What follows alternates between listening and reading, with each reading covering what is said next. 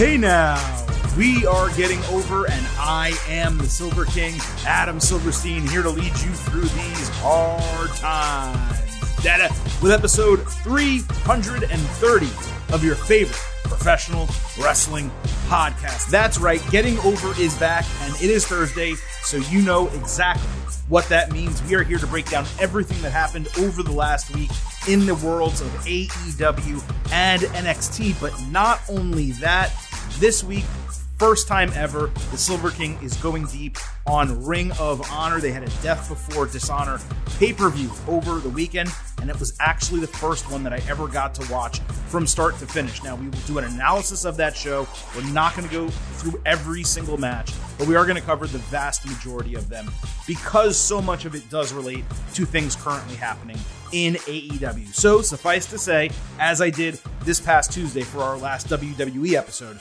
we have a loaded edition of the Getting Over Wrestling podcast for you today, but I would be remiss if I began any episode of this show without reminding you that Getting Over is all about the five. So please drop those 5-star ratings for us on Apple Podcasts and Spotify, and then on Apple, also leave a written review. Those reviews are so important to the growth of this show, and every time you guys leave a 5-star review on Apple, we will read it live right here on the show. I did 3 on Tuesday's show. I really appreciate those of you who jumped and did it after my last request, but I want to get to a nice big number of reviews so I can stop asking for those, and I can just ask for the ratings, which are much easier to do, but we are nowhere near that number yet. So please drop those 5-star ratings on Apple and Spotify and those reviews on Apple. I would appreciate it greatly. Also, please do not forget to follow us on Twitter at Getting Overcast, and there is no better week to do it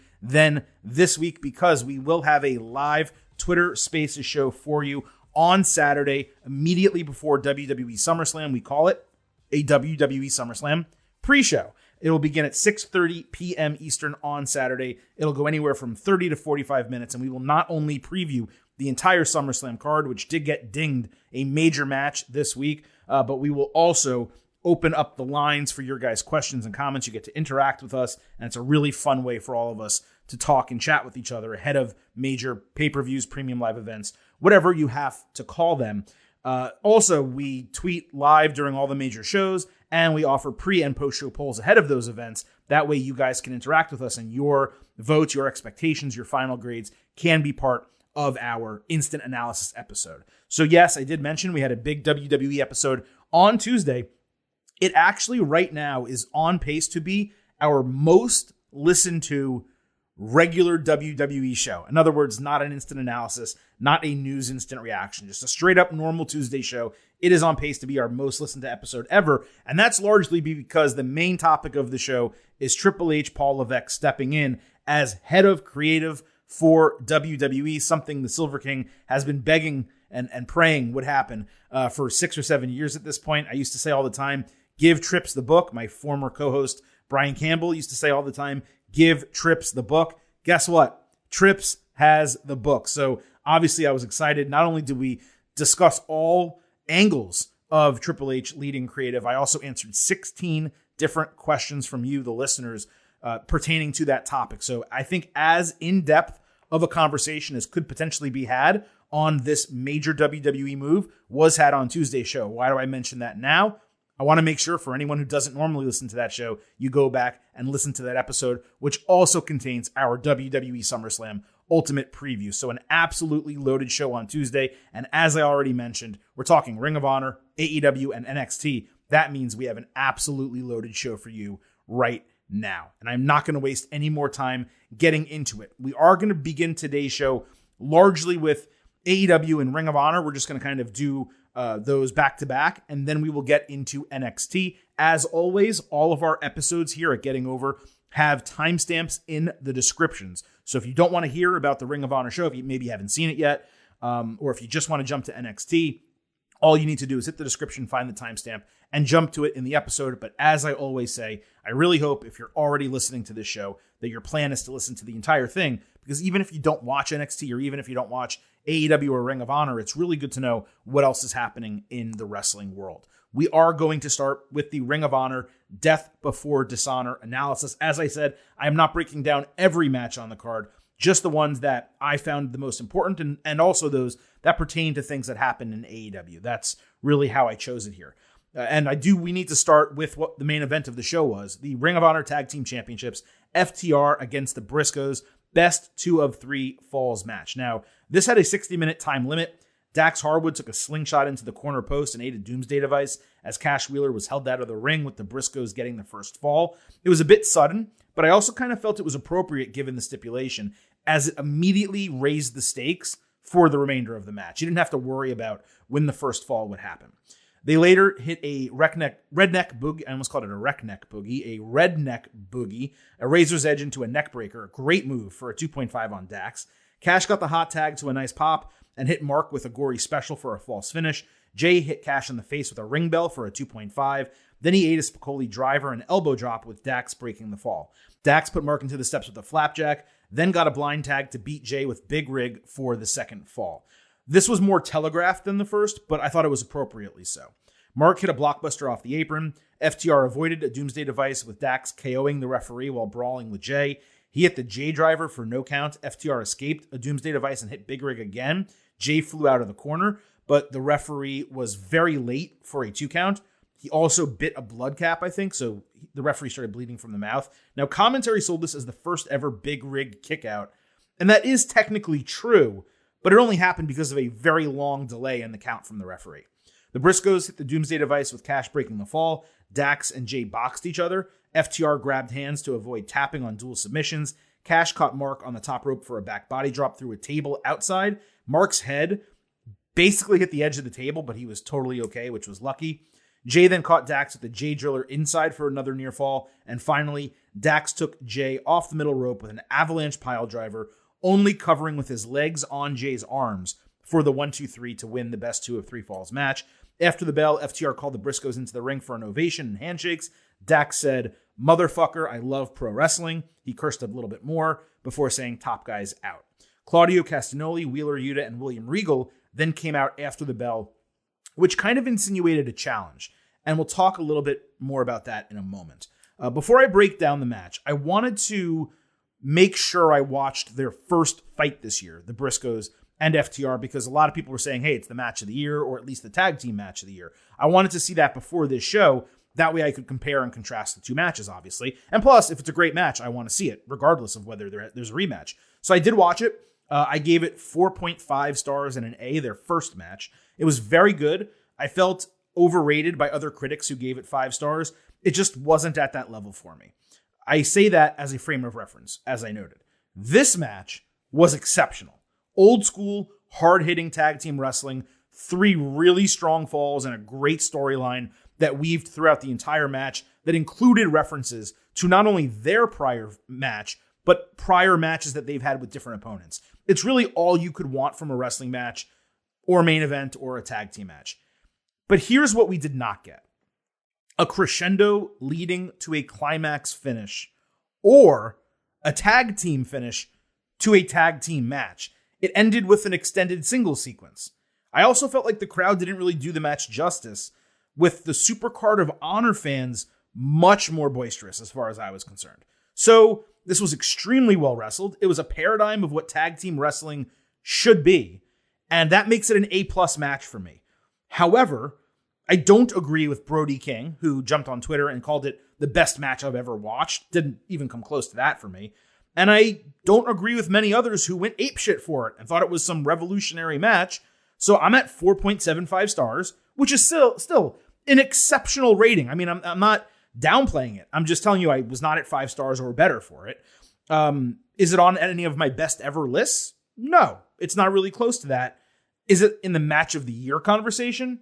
Absolutely a finalist at the midway point of 2022. I would say this is in that conversation. It replaces their match from Supercard of Honor. I did think it was better, clearly by giving it a 0.25 point higher. This will be the FTR Briscoes match in the match of the year conversation for us. Will it be match of the year? I don't know. I mean, right now, I at least at a minimum have Cody Rhodes and Seth Rollins from Hell in a Cell rated higher. But There's plenty of year left. I usually rewatch matches before I do those votes at the end of the year. Hopefully you guys do as well. You all will be able to contribute and voice your opinion in our end of year voting in 5 months from now. But it was a damn good match, a great main event, and very worthy of the praise it deserved, even if I don't necessarily agree that it was next level. It was still great. I just didn't think it was next level. We had a Ring of Honor World Championship match. Jonathan Gresham defending against Claudio Castagnoli on Rampage. Claudio said a world title is the only thing that's eluded him, but he's deserving of it. It was really low energy, and then he danced in the ring after the promo, which was just odd. I thought it was strange also that AEW and Ring of Honor rushed the never a world champion angle with Claudio like 1 month after he was hired. That's something you build over, at least 6 months, but 6 months, a year. He goes after it. Maybe he loses an AEW World Championship opportunity. Then he gets the Ring of Honor chance and wins. The whole thing felt really rushed to me.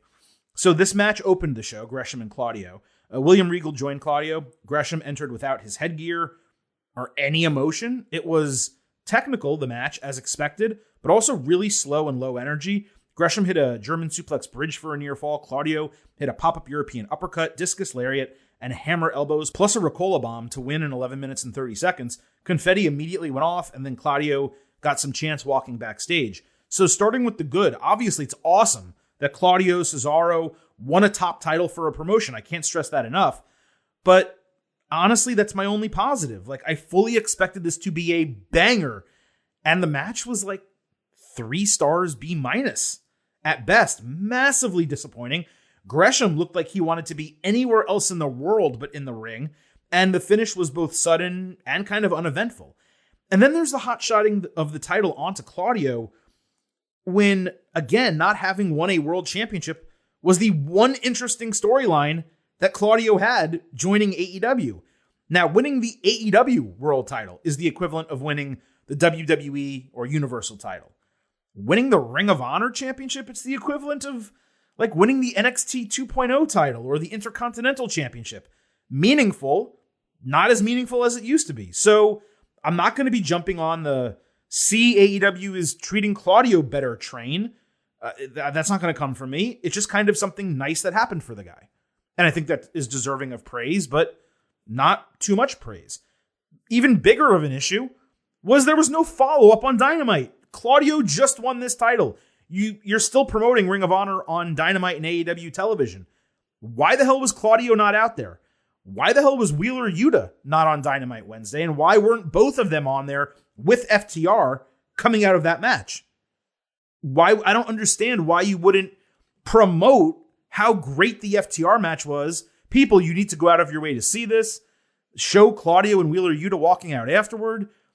It just was a huge blank spot on AEW television this week that I could not understand. Now, regarding Gresham, Fightful reported Sunday that Gresham has not only asked for his AEW Ring of Honor release, but he did so before the match when he cussed out Tony Khan, giving the hotshot booking of the match, taking the title off Gresham, and the short time, 11 minutes for a world title match. It's kind of tough to blame him, right? If released, and we're about to see how Tony Khan deals with requests like this, if released, I could see Gresham probably moving to Impact sooner than later. I can't see WWE or NXT, and that's disappointing for me, all of this, because a couple weeks ago on this podcast, I told you guys I was really starting to like Jonathan Gresham. I thought he cut one of the best taped promos that has ever aired on AEW television, and now here we are 2 weeks later, and he's requesting his release. So just very disappointed start to finish. We had the ROH Women's Championship on the line, Mercedes Martinez against Serena Deeb. Deeb had a really nice spear of Martinez on the apron and an awesome rollover cutter off the ropes. Mercedes answered with a brief dragon sleeper on the top rope. Martinez hit Deeb with a spider German suplex off the top, and I swear to you, it looked like Deeb broke her neck. It was truly lucky that she didn't. Deeb countered a surfboard sleeper by biting Mercedes' elbow before turning a tornado DDT into a Serenity Lock. Martinez hit an OG drop for a near fall, falling with the surfboard sleeper for the submission win and title retention. I thought this was one of the top 10 women's matches of the year so far. Way better than the response it received from the crowd. Deeb gets a lot of respect, but she remains massively underrated. I went 4 stars and an A-. Definitely a damn good match. We also had the Ring of Honor TV Championship on the line. Samoa Joe against Jay Lethal.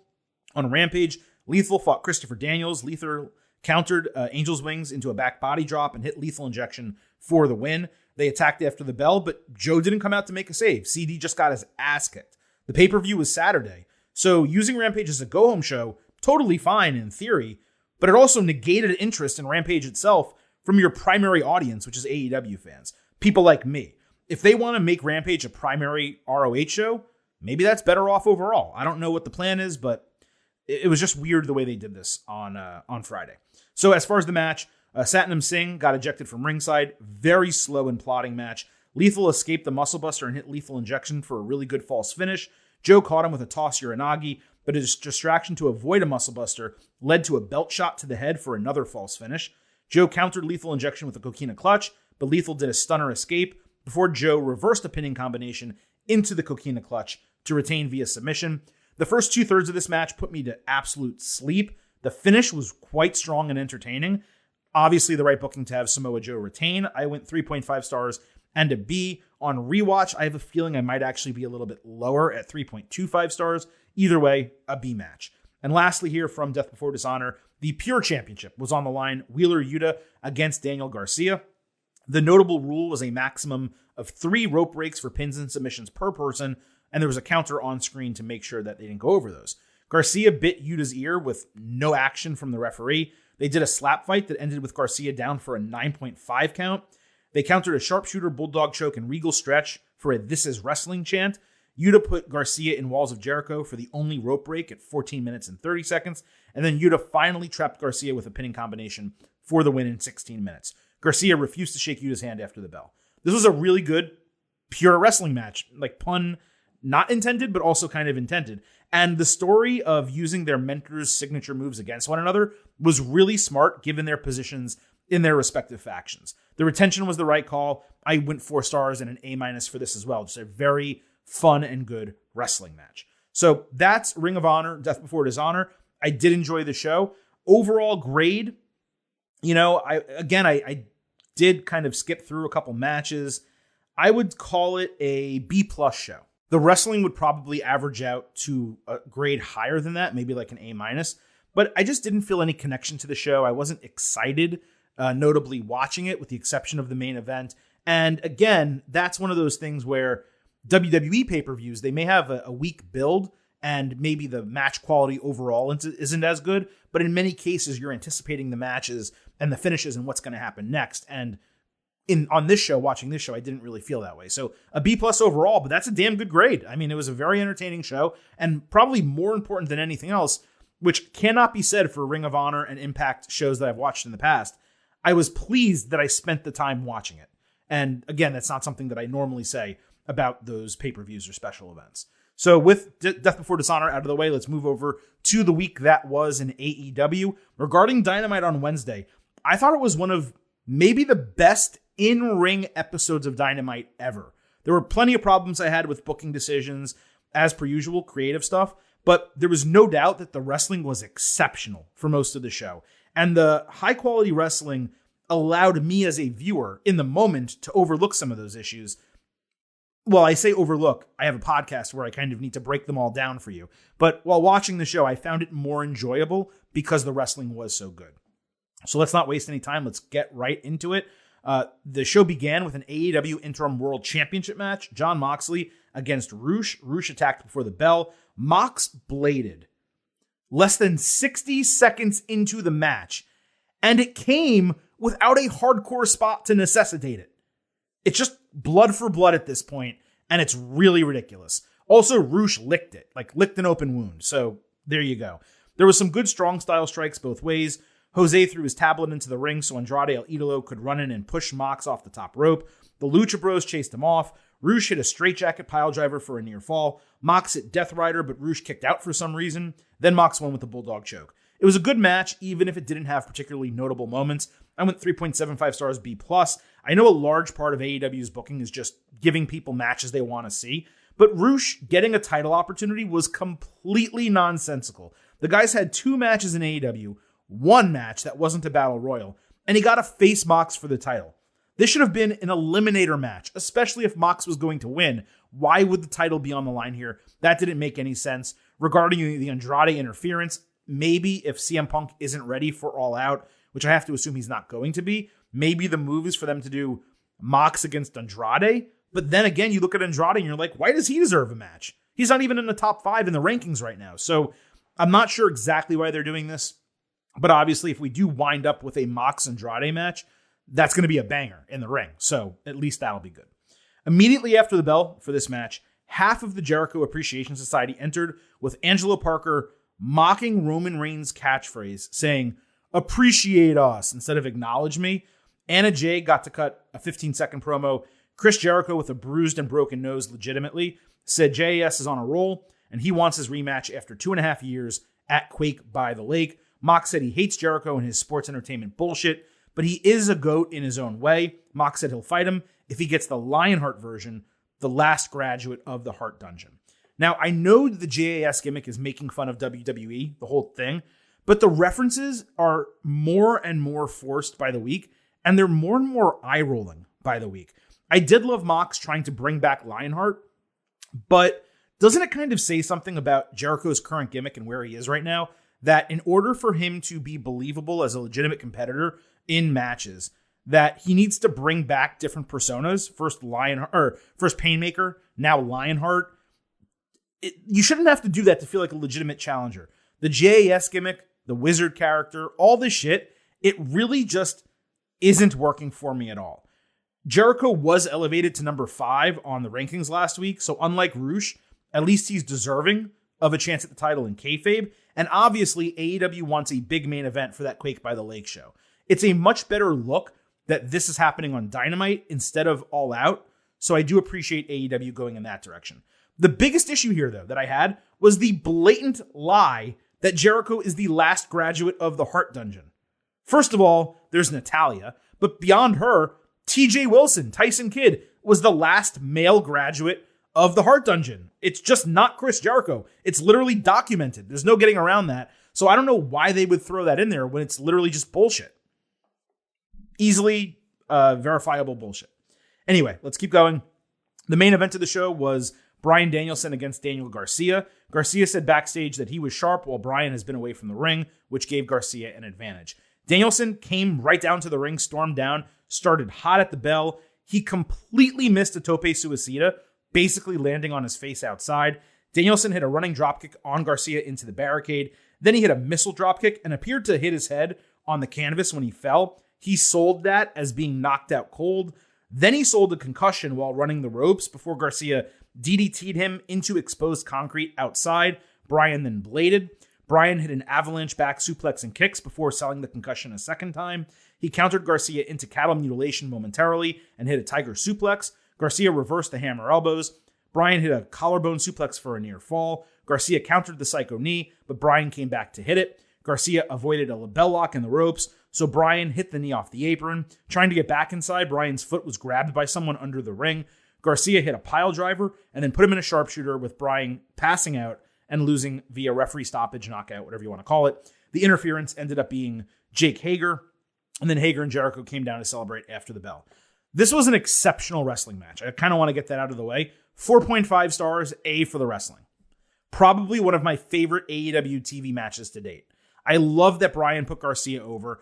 I also thought it was an incredibly smart way to make it happen with the injury cell, the interference, and a knockout used to excuse the loss. That's the type of win that can rocket someone to the next level.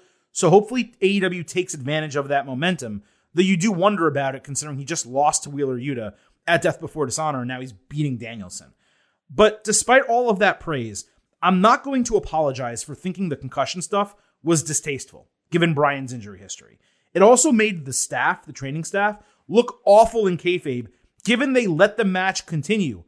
They are both such good wrestlers, Bryan and Garcia, that they could have worked another body part and had Bryan pass out from the pain of that body part being injured instead of using a head injury, given the fact that this guy's brain forced him to retire and he seemed to suffer his first concussion since joining AEW and was out an extended period of time because of it. Now, I didn't downgrade the match rating for this. I just wish that this had been done differently. It was so unnecessary to do it. And as I said, very distasteful, given that concussions and head injuries are a serious thing, not only in general, but specifically for Bryan Danielson.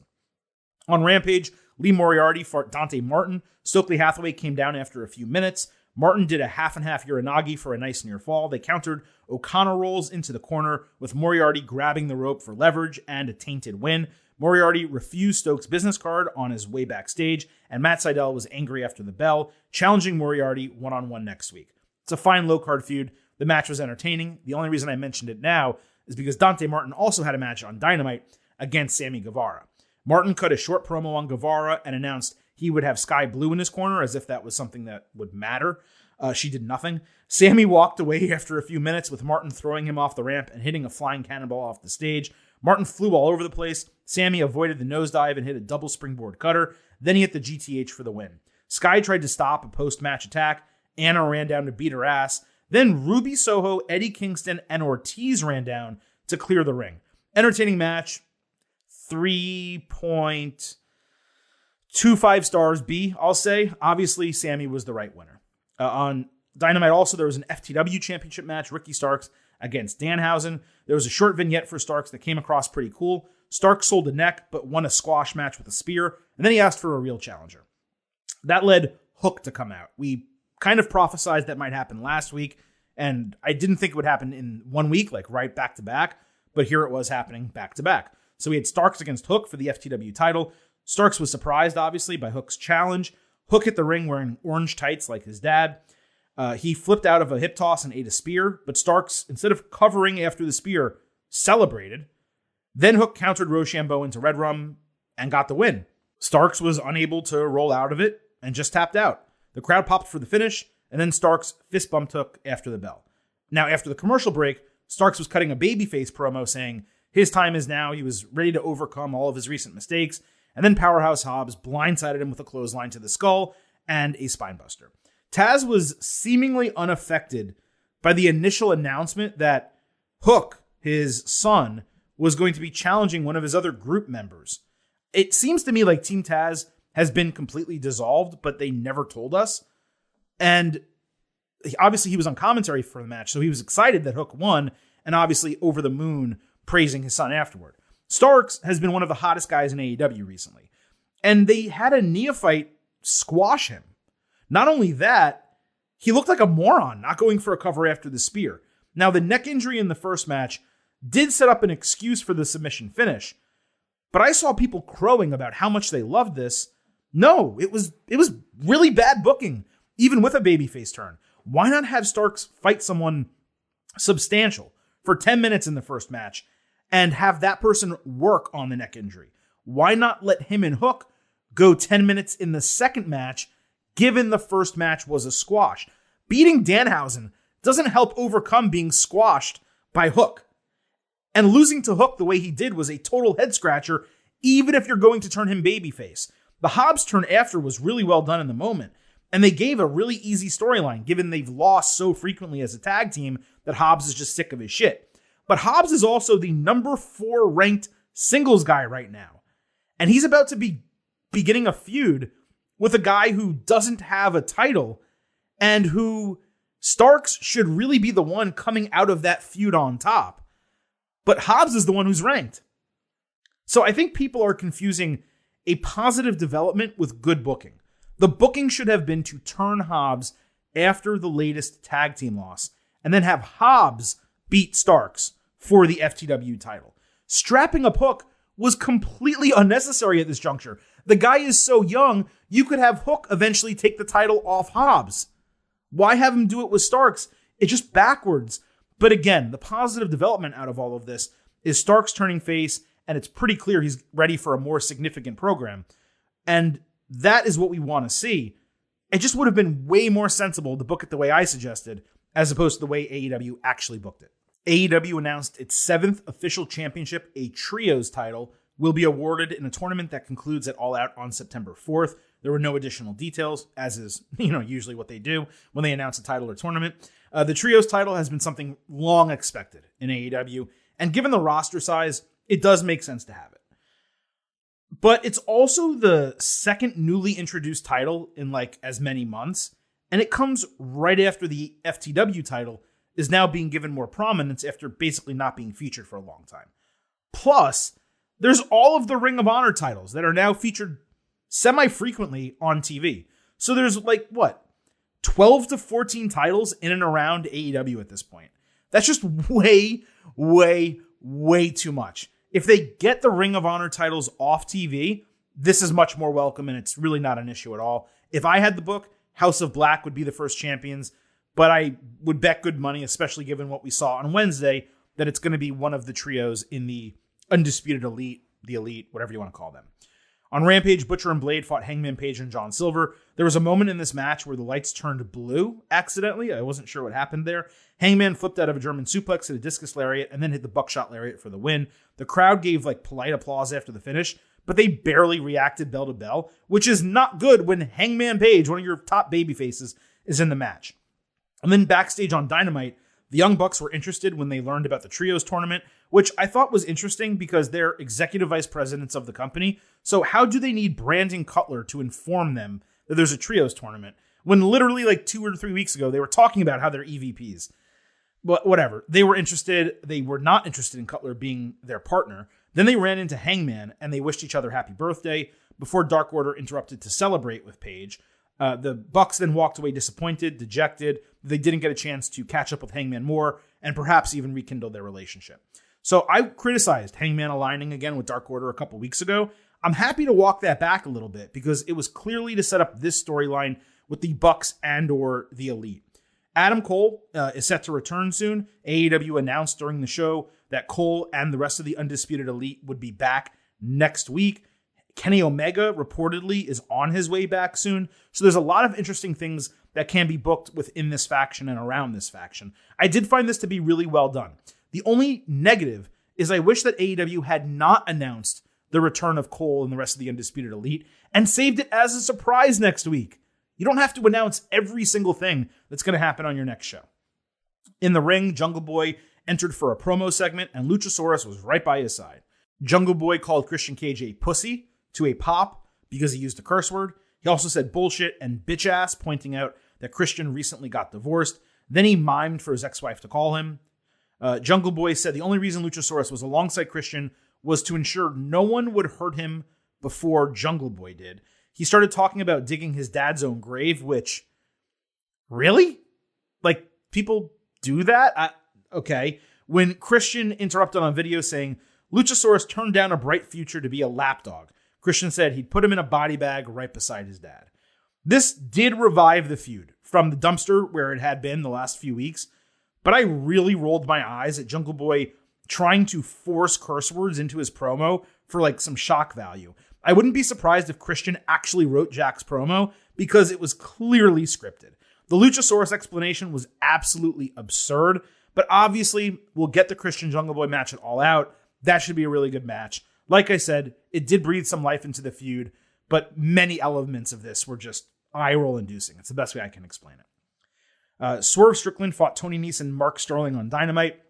As one would expect, Sterling avoided being tagged until it happened accidentally. Swerve hit a coup de grace, springing over the top rope onto Nese, who was draped off the apron onto the floor. Really cool spot. Swerve kicked Sterling in the head and got the win in a few minutes. After the bell, Keith Lee was shown knocked out cold backstage, with Josh Woods standing over him holding the title. Nese then blindsided Swerve and picked up the other belt to stand tall in the end. So this guy, Josh Woods, who I don't think we've ever seen on TV other than a 30-second video clip that aired before this match, is now going to feud with the champions alongside Nese, who has not done anything of significance since joining AEW. Now, I see they're doing the Trios tournament, so AEW clearly felt it's going to be down a few tag teams. I assume many tag teams will add a third and be part of that tournament. But this is absurd. They're literally throwing together a low-card team that has not existed before as the first challengers for the new champions. Come the fuck on. This is supposed to be the greatest tag team division ever assembled. And you can't find a real team to fight these guys? Absolute joke. On Dynamite, House of Black cut a taped promo with Malachi Black focusing on Miro and Brody King challenging Darby Allin to another coffin match. How many coffin body bag matches are they going to do with this guy? This is also, I know it's not the start of the feud, but coffin matches, body bag matches, This should be saved for the end of a major feud to ensure something never happens again. Not just a random match that you throw on a Wednesday night. It's really ridiculous. On Dynamite, the AEW Women's Championship was on the line. Thunder Rosa against Miyu Yamashita. Great back and forth action early. They stalled on a Casadora, but Yamashita powered Rosa into a German suplex bridge for a near fall. Then she caught Rosa with Black Mass for a near fall. They repeated the spot that earned Yamashita the opportunity to actually fight for the title.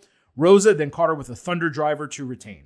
Probably one of AEW's best women's matches on TV. Straight fire from bell to bell. There were so many hard strikes. It really was obvious why Rosa was wearing a mouthpiece. I kind of have no notes. I didn't totally love the way this was set up, but I did appreciate that Rosa got beat in Japan and they ran it back, gave her the clean win. It would have been nice for her to get a promo out of the whole thing, maybe after the match, but 3.75 stars, B+, very entertaining. On Rampage, Britt Baker and Jamie Hayter fought Sky Blue and Ashley D'Ambrose. Baker hit a double underhook butterfly suplex. Hayter added a running basement lariat, and then Baker put in the lockjaw for the win. As I've theorized before, it really feels like these tag teams are being formed on purpose. This was worthless other than that, zero storyline value. But women's tag team titles, it may well be something that happens. Whether that's because of Sasha Banks and Naomi or not, we will find out sooner than later. On Rampage, Max Caster and Austin Gunn had a rap battle. Imagine, the best way I can describe this is, imagine taking the New Day Usos rap battle, attempting to replicate it, and then doing as poor of a job as possible. That was what this was. Caster obviously had the far better rhymes. Half of them were about Billy Gunn. Austin actually had the better insults, even though he forced WWE name drops to Bobby Lashley, DX, and John Cena. Then there was an attack after Austin got jammed up. This whole thing was terrible. There's really no other way to put it. Awful, awful stuff. 0.0. And then on Dynamite, the Acclaimed said they would roast the Ass Boys again in a video and announce a match type for Rampage. It was maybe their worst promo ever, which is saying something because the Acclaimed is usually very good on the mic. On Dynamite, Jay Lethal's crew was talking shit about best friends when they appeared to goad them into a trios match. Who the hell wants to see that? I have no idea. And then on Rampage, there was a vignette, I guess you could call it a vignette, for Ari Daivari. It was like a couple moving pictures with generic music and no words, not even a unique gimmick, no reason to care about him. Extremely strange to do it that way. So as you can tell, I really didn't like anything that happened on Rampage this week, but Dynamite, again, the wrestling carried the water for the entire show. It was so super strong and so entertaining, the in-ring action, that a lot of the storyline issues and creative issues that I had, you can kind of just brush aside and hope that they get fixed because the show itself was so damn entertaining. So a really good episode of AEW Dynamite, a poor episode of AEW Rampage, and a very, very solid Ring of Honor Death Before Dishonor pay-per-view. With that, we can move to NXT, which obviously did not have the same high quality of wrestling as Dynamite, but it was a very storyline heavy show. A lot of stuff happened, a lot of stuff developed, much of it exciting and interesting, and we will get to that right now. So Zoe Stark opened NXT to a really nice pop. She said doctors told her the torn ACL could keep her out over a year, and even during rehab, a lot of doubt entered her head. She talked about beating the timetable by 4 months, coming back in 8 months, and how the fans' reaction last week made the entire effort worthwhile. Stark blamed Toxic Attraction for taking her out and promised to take the title from Mandy Rose. Cora Jade on the crow's nest yelled at Stark for stealing her moment. Zoe said Cora tossing the title was disgusting. The title isn't a piece of trash. She's a piece of trash. Really good line, actually. Mandy bragged about soon becoming the 4th longest reigning women's champion in NXT history, replacing Paige. Stark wanted her deserved title match, but Gigi Dolan wanted a chance at her first. And then backstage, Saray returned to confront Mandy and wanted a chance against her next week. This is after it was announced that Mandy would defend against Zoe Stark at the Heatwave TV special in 3 weeks. Zoe did a really good job with her promo. It's the first time we've gotten her in like an extended in-ring segment by herself. Mandy was also far better than usual on the mic. It was also nice to see Saray back after her run in NXT UK, and it was damn cool that NXT brought back Heatwave, the old ECW pay-per-view name, for a TV special. All of this just worked for me. I didn't love the idea of Saray fighting Mandy before Stark gets to, although I presume it's going to be a non-title match, and if that's the case, it's fine, but to see Mandy beat Saray before fighting Stark, maybe not going to put the best taste in my mouth. Stark ended up fighting Dolan.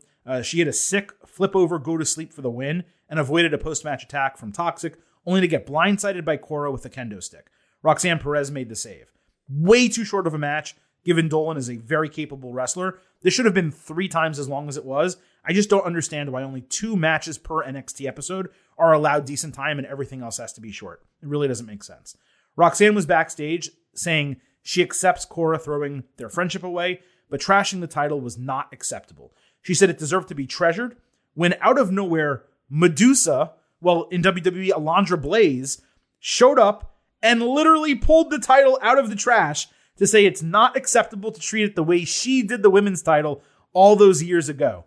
Then she announced a fatal 4-way match next week, with the winners becoming the new women's tag team champions. Those teams were later shown as Ivy Nidal and Tatum Paxley, Toxic Attraction, Kaden Carter and Katana Chance, and Valentina Feroz and Yulisa Leon. Strangely, Roxanne with another partner was not part of the match. I really thought she would be, but this is going to open next week's show, and it's going to be commercial free. Sangha backstage was excited for Feroz and Leon. The Caseys agreed with Roxy that Cora disrespected the titles, and they were ready to win them. Ivy then talked shit to the KCs when Elektra Lopez talked shit about their upcoming faction match on the show. Paxley slugged Lopez. Alundra then walked out with the titles, like out of the arena at the end of the show, when Toxic told her they're above everyone else in the division, and then she dissed them on the way out the door. You gotta give credit where it's due. This was really well done. Medusa's promo was rough, sure, but getting her on screen to pay off the trash booking was brilliant.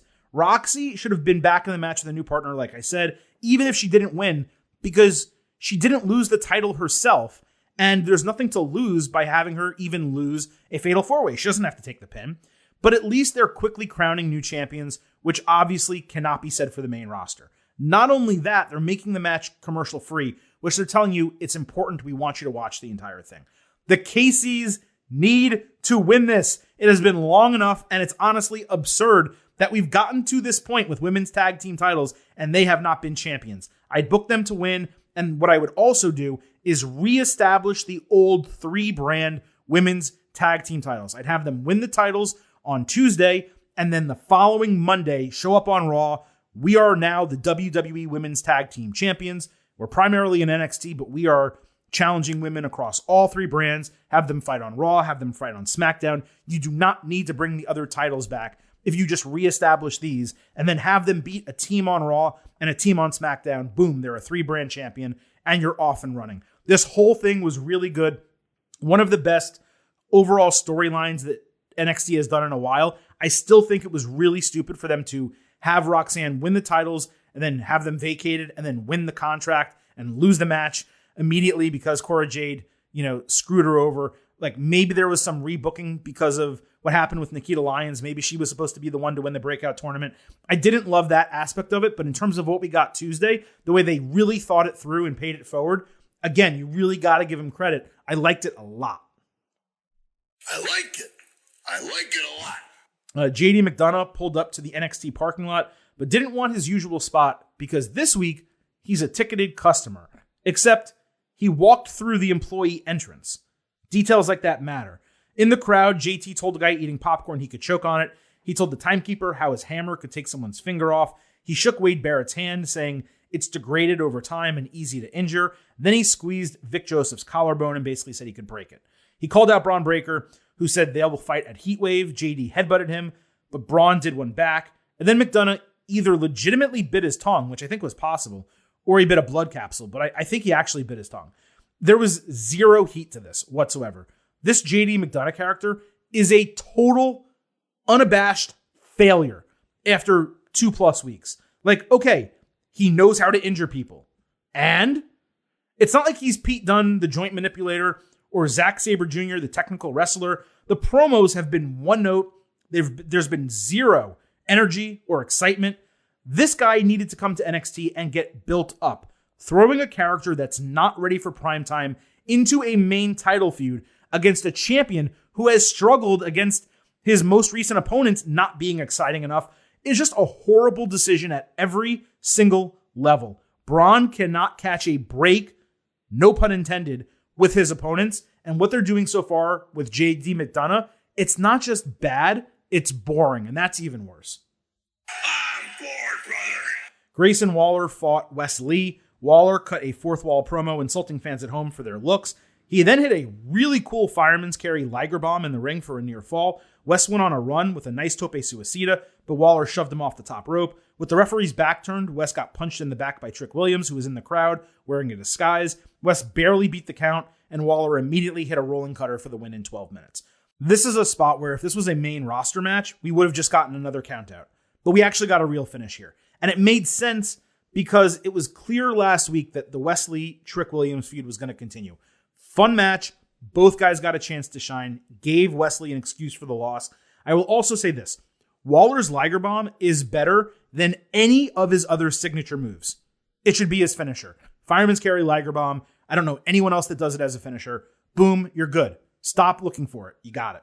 Apollo Crews fought Zion Quinn. Crews hit a backstabber and an almighty spinebuster for the win. There was nothing else notable about this match other than Crews didn't use any of his prior finishers, and it was really short. Zion did not look good at all in the ring. He should be way further along after 2 years in NXT. It's funny that his gimmick is the X Factor because he does have the X Factor. Like, he has the look.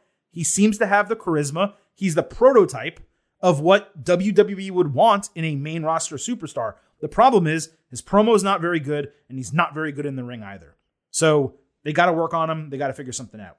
Solo Sikoa cut a promo while menacingly walking down a street, challenging Von Wagner to a Falls Count Anywhere match next week. It was a cool look for Sikoa, but given the Heatwave announcement, that type of match probably should have been saved for a bigger show. Mr. Stone later tried to decline the challenge, saying Wagner needed to think stuff through, and he already ran Sophia Cromwell off. Wagner said she can go be a model if she wants. He's going to prove he deserves the Street Legend title. That simple bit of continuity, addressing Cromwell's departure for SmackDown, and not just addressing the departure, but addressing what she departed to do. That's treating your fans like adults. It's continuity between NXT and the main roster. Someone gets called up, they disappear. You note that they disappeared from one show and are now on the other because it's the same company. It was also a really good promo from Sikoa and a pretty decent one, I got to give him credit, from Wagner. So I was pretty happy overall with this. I'm happy. I'm pumped is what I am. Diamond Mine fought the D'Angelo family. Tony D'Angelo backstage was pleased how everyone has kind of stepped up recently. And he said, you always have to prove your loyalty. So just because you did it in the past doesn't mean you don't have to do it in this match. Diamond Mine rallied themselves backstage, saying this feud was just what they needed to get back on the same page. Julius Creed stepped in front of Roderick Strong into like an outspoken leadership role, as he did last week. And then this was the main event with the Legado del Fantasma guys dressed up like the family, wearing black tank tops and black pants. There was an 8-way brawl with the Brutus Bomb taking out the entire family outside. Damon Kemp had a nice run, but got chop blocked. Julius wrecked shit with a really sick hot tag that included a leaping superplex. Brutus later hit a pounce, but ate high-low from Legado. Strong and Julius combined for pump knees and basement lariats, like taking 3 different guys out. That left Tony D'Angelo alone. D'Angelo then ducked a pump knee from Strong. That nailed Julius in the face before D'Angelo hit the Fisherman's Neckbreaker on Julius for the win. Absolute banger of an 8-man. The lack of tagging was saved for the finish, which is where it's most appropriate. Julius had one of the most insane hot tags probably in NXT history. Definitely the most insane hot tag in NXT 2.0 history. And the storyline continuation with Strong costing him the match, but this time it was a pure accident. After they teamed up so successfully during the rest of the match, it continued what is probably the best ongoing storyline in NXT right now. 3.5 stars B+ for the match, a thrilling final 3 minutes of action. Go out of your way to watch this match if you can. One more note, Julius Creed really showed out here. He flashed skills that make me now believe, and I always kind of had an inkling of this, but I now believe he will be better on the main roster and a bigger star than Braun Breaker and Gable Steveson, if that ever even happens in the longer term. He has far more upside in the ring and on the mic than Breaker. And now for me, coming out of NXT, my 3 guys are Julius Creed, Grayson Waller, and Carmelo Hayes, not necessarily in that order. Those are the 3 dudes who I think could legitimately be upper mid-card to main event talents in WWE getting called up inside of a year or 18 months and elevating themselves to that level in, 2-3 years, something like that. They are super, super talents. Giovanni Vinci fought Andre Chase. Backstage, Chase U was pumped up for the match. Nathan Frazier returned and asked to be the honorary flag bearer, except he didn't accompany them to the ring. Bodie Hayward held the flag, and Frazier was just sitting with the student section. The Chase U kicks and sit-down Uranagi from Andre got a big pop. Some people were even standing during this match. Vinci caught Chase by his collarbone midair for a brainbuster. Then Chase caught Vinci with a double underhook Liger bomb for a great near fall. Vinci finally hit his last ride Liger bomb for the win. Vinci attacked after the bell, and Frazier made the save. This match was a freaking blast. There were 2 This Is Awesome chants, 1 deserved. And it was probably Chase's best match in NXT. Vinci's gimmick is working extremely well. Chase is over like Rover. 3.5 stars B for this. It was the best top to bottom segment of the entire night. Wendy Chu had a nightmare about Tiffany Stratton eliminating her from the Battle Royal. She, quote, woke up on the wrong side of the bed and cut a very short, angry promo saying it would be lights out for Stratton next time they see each other. Totally fine. I did think it was over. I don't know why it's continuing, but, it's not the worst thing for both of them to just have something to do. Ariana Grace complained backstage about Indy Hartwell eliminating her from the Battle Royal last week. Indy told her to get a grip. Grace said she's a former beauty pageant queen and is not used to being around such negativity as Hartwell. She just stormed off. Ariana, by the way, is Santino Morella's daughter, in case I haven't mentioned that previously. This was fine overall. It set up a match. Hartwell, Grace. The referee caught Grace trying to use the ropes to cheat on a pinfall, so Indy booted her in the face to win 1-2-3. I'd like to have seen a finisher, given Grace is a neophyte low carder. Indy being able to beat up on someone, hit her finisher, that would have been nice. Axiom got a comic strip vignette explaining how each opponent is an equation he needs to solve. It was actually pretty cool, short and sweet. Kiana James did a PowerPoint presentation about what's wrong with the NXT women's division. She focused on Nikita Lyons, saying she was raised poorly, doesn't have a good vocabulary, and the way she dresses is not how a woman should conduct herself these days. This was awful. Bad gimmick, even worse presentation. This is crap! The terribleness of that segment juxtaposed with a very nice video package where Alba Fire and Lash Legend talk shit to each other made it even more apparent how bad it was. And then lastly, the Dyad backstage explained how Joe Gacy has changed their lives for the better. Joe Gacy said Cameron Grimes' problem is not losing championships, but not having a father figure. Gacy said he'd be happy to fill that role if he wanted to join the schism. Again, the worst thing in NXT history. And I say that given NXT is a brand that had someone named Blue Pants in it at one point. It's got about as much chance of getting over as Orange Cassidy. And that's really it from this week in NXT. Like I said, a very big storyline episode, not just developing stuff for next week, but 2 weeks from now at Heatwave, which I'm very excited about. There is a rumor that there's potentially going to be an NXT premium live event the same day as All Out. That's going to be the weekend, I believe, that WWE, or around the time that WWE is in Europe for Clash at the Castle. So maybe it's going to be an NXT UK show. I'm not exactly sure. But I do like that they're building stuff for Heatwave. And we'll do a preview of that next week because it's going to be interesting to see what all the titles are on the line. Are there stipulations? All that. But right now, again, if I'm WWE, I am putting the Women's Championship on Zoe Stark. That's the number one takeaway I have. I'm also putting the Women's Tag Team Championship next week on the KCs. It's time to revitalize and refresh the women's division in NXT, and this is their opportunity to do it. And that is our full breakdown of AEW, ROH Death Before Dishonor, and NXT. I appreciate you all once again lending me your ear holes and sitting through this full, in-depth edition of the Getting Over Wrestling podcast. A reminder about what is still to come this week on Saturday, 6:30 p.m. Eastern. We will have a live WWE SummerSlam pre-show on Twitter Spaces. Just be sure to follow us on Twitter at Getting Overcast. You can listen, you can participate, you can also vote in our polls for SummerSlam that day. And of course, you can follow all of our tweets, not just about what's happening in the world of professional wrestling, but also what happens live on the 4 major television shows every week. And then Saturday night, as soon as SummerSlam goes off the air, we will have a WWE SummerSlam instant analysis podcast where you break down every single match with grades and an overall show grade. It'll be published Saturday night or Sunday morning. You can listen to it right before you go to bed or first thing when you wake up in the morning. But that is what we do here at Getting Over, our signature instant analysis episodes. And then, of course, next week we'll be back on Tuesday with our normal WWE episode. And 1 week from now, same bat time, same bat channel with our latest AEW and NXT show. Please do not forget the Getting Over Wrestling podcast. So leave those 5-star ratings on Apple Podcasts and Spotify. Please leave a 5-star review on Apple as well. And one more reminder to follow us on Twitter at GettingOverCast. Thank you all once again for listening. That is it for today. The Silver King is now leaving you with just 3 final words. Bye for now.